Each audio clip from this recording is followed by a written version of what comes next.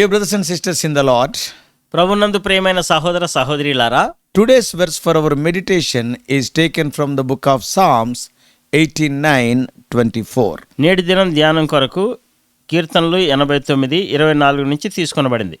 In my name shall his horn be exalted. నా నామమును బట్టి అతని కొమ్ము హెచ్చింపబడును.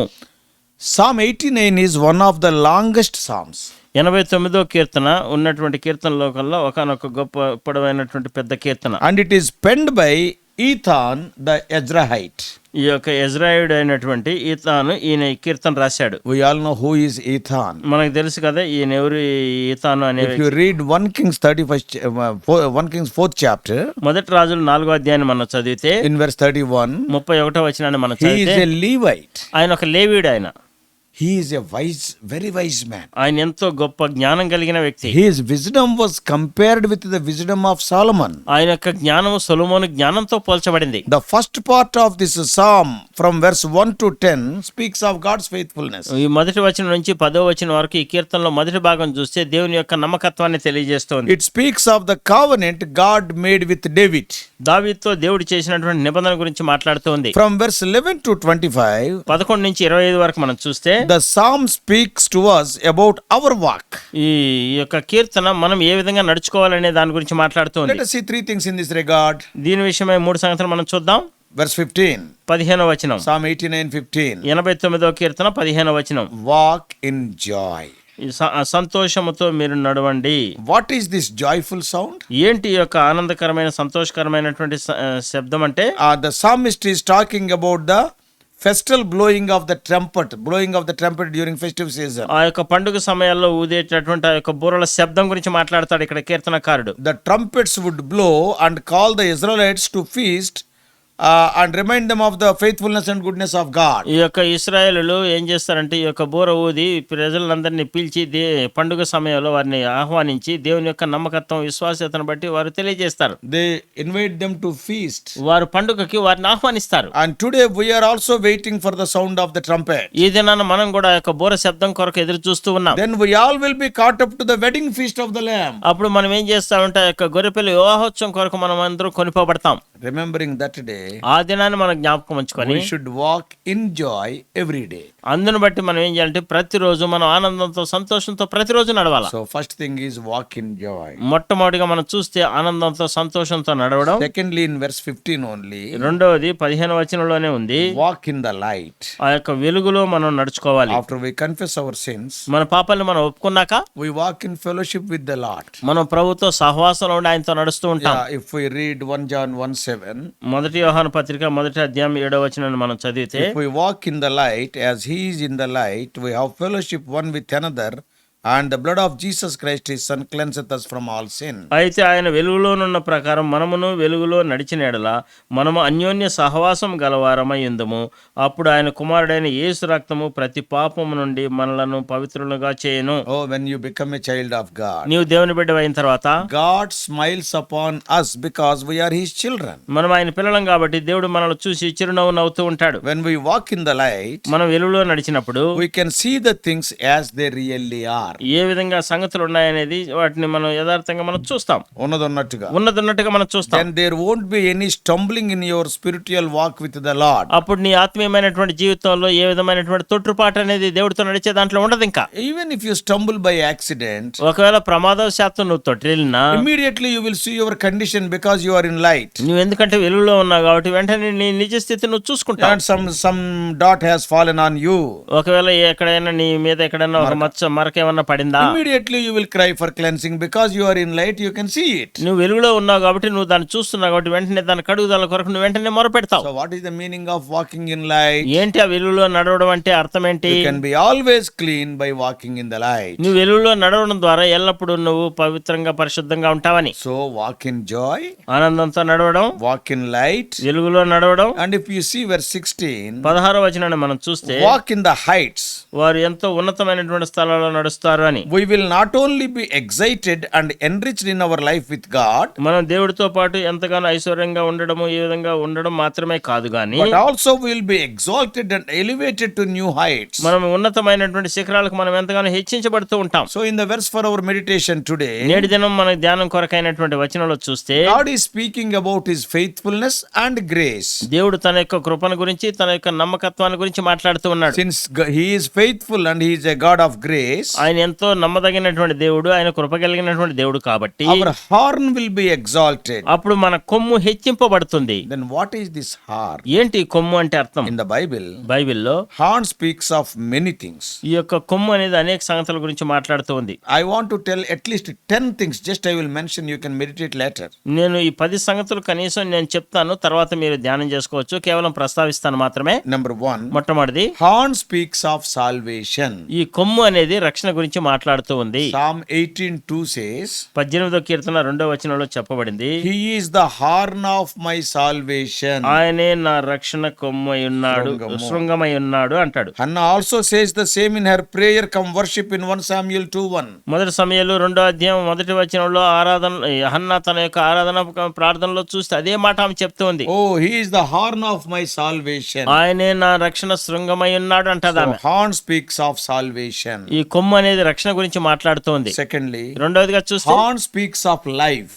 ఈ కొమ్ము అనేది జీవం గురించి మాట్లాడుతుంది. There is life in the horn. ఆ కొమ్ములో జీవం ఉంది. Since there is life, even after many centuries, it will bud.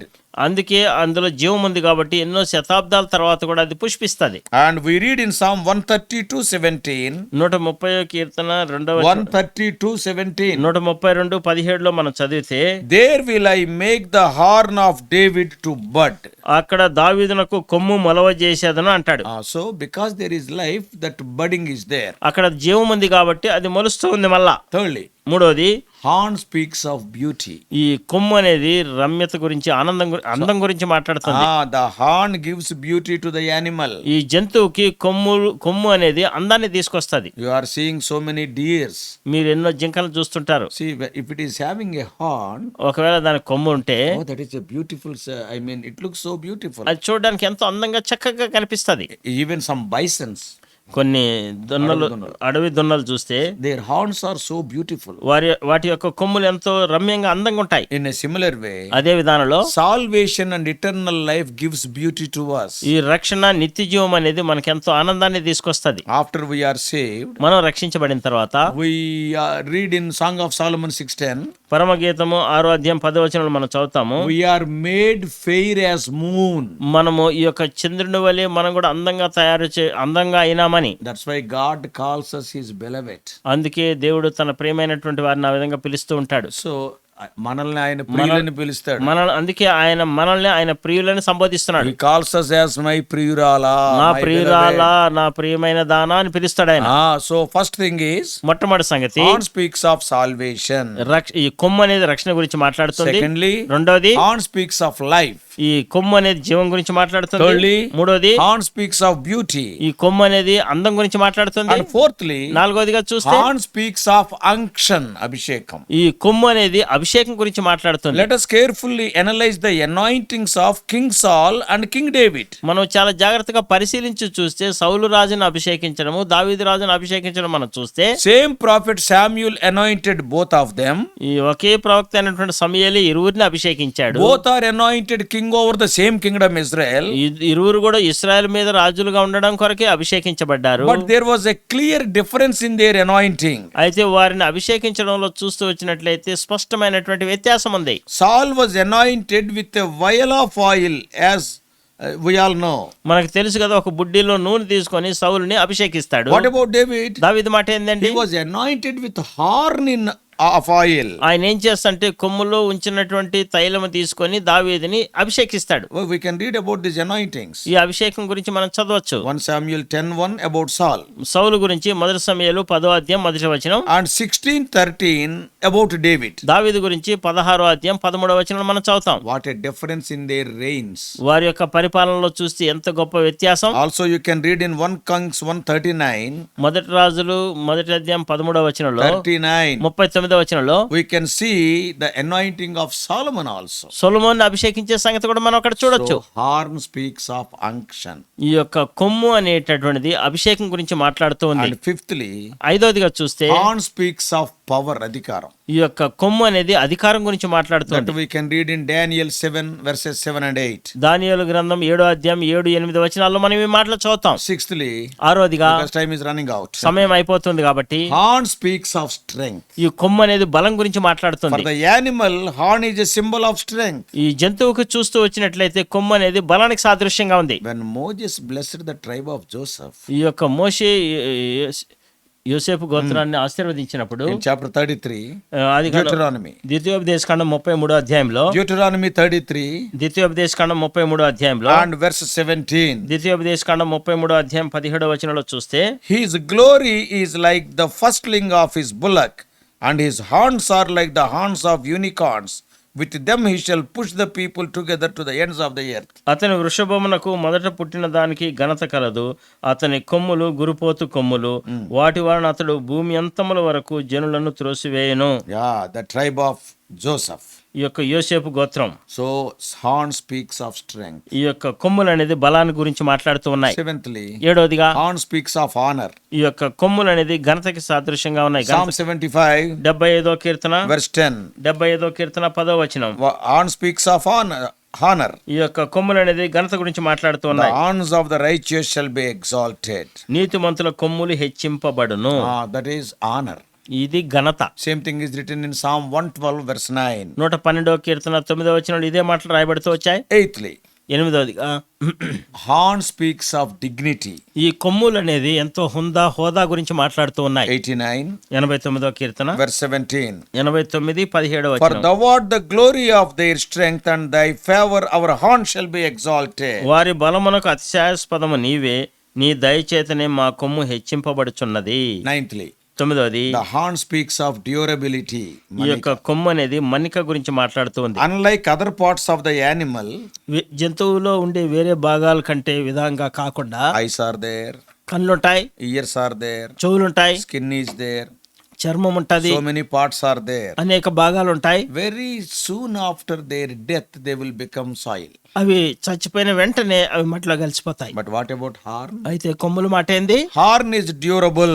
అయితే కొమ్ము ఎంతో మన్నిక కలిగింది. Just now we read about the budding of the horn of David after many centuries. ఎన్నో శతాబ్దాల తర్వాత మనం చూస్తూ వచ్చాం కదా, దావీదు కొమ్ము చిగురించింది అనే సంగతి. And tenthly, 10వది horn speaks of triumph.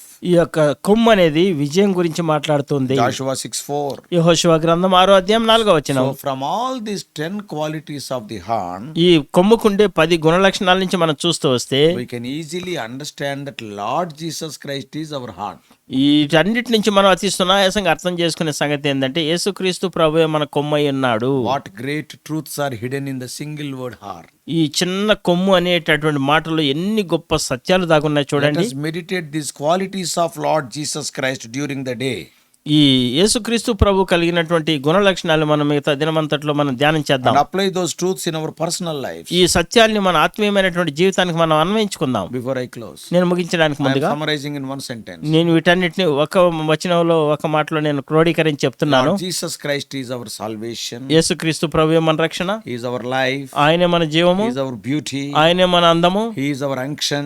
ఆయనే మన అభిషేకము, He is our power, adhikaram. ఆయనే మన అధికారం, He is our strength. ఆయనే మన బలము, He is our honor. ఆయనే మన ఘనత, He is our dignity. ఆయనే మన స్థాయి He is హోదా our హోదాతనం, durability. ఆయనే మన మన్నిక, He is our triumph. ఆయనే మన విజయమై ఉన్నాడు. In one word, ఒక మాటలో He is our all and in all. ఆయనే సమస్తములో సమస్తమై ఉన్నాడు. May God bless you. దేవుడు మిమ్మల్ని ఆశీర్వదించును గాక. Let us pray. ప్రార్థన చేసుకుందాం. Loving Heavenly Father, ప్రేమ కలిగిన మా పరలోకపు our తండ్రి, gracious God, కృప కలిగిన మా దేవా, how many wonderful lessons we are learning from the small word horn. కొమ్ము అనే చిన్న మాట నుంచి ఎన్ని అద్భుతమైనటువంటి పాఠాలు మేము Make these నేర్చుకోగలుగుతున్నాం. truths true in our own lives. ఈ సత్యాలన్నీ మా సొంత జీవితాల్లో సత్యంగా చేయండి ప్రభా. Due to the lack of time, oh Lord, we have meditated very briefly. ప్రభా, సమయం కొద్దిగా ఉండడాన్ని బట్టి మేము చాలా క్లుప్తంగా ధ్యానం చేస్తూ వచ్చాం. Our dear ones may meditate these qualities, oh Lord, as the days are passing by. ప్రభా మా ప్రియులైనటువంటి వారు దినాలు గడిచే కొలది ఈ గుణ లక్షణాలను ఇంకా ఎక్కువగా ధ్యానం చేసేటట్లు చేయండి. Lead us throughout this day. ప్రభా ఈ దినమంతట్లో మీరే మమ్మల్ని నడిపించండి. We do pray in the mighty name of our Lord and Savior Jesus Christ. మా రక్షకుడైనటువంటి యేసుక్రీస్తు ప్రభు యొక్క బలమైన నామంలోనే ప్రార్థించి వేడుకుంటున్నాము తండ్రి. Amen. Amen. God bless you all. Please subscribe for more spiritual messages to the YouTube channel John Victor Telugu Messages.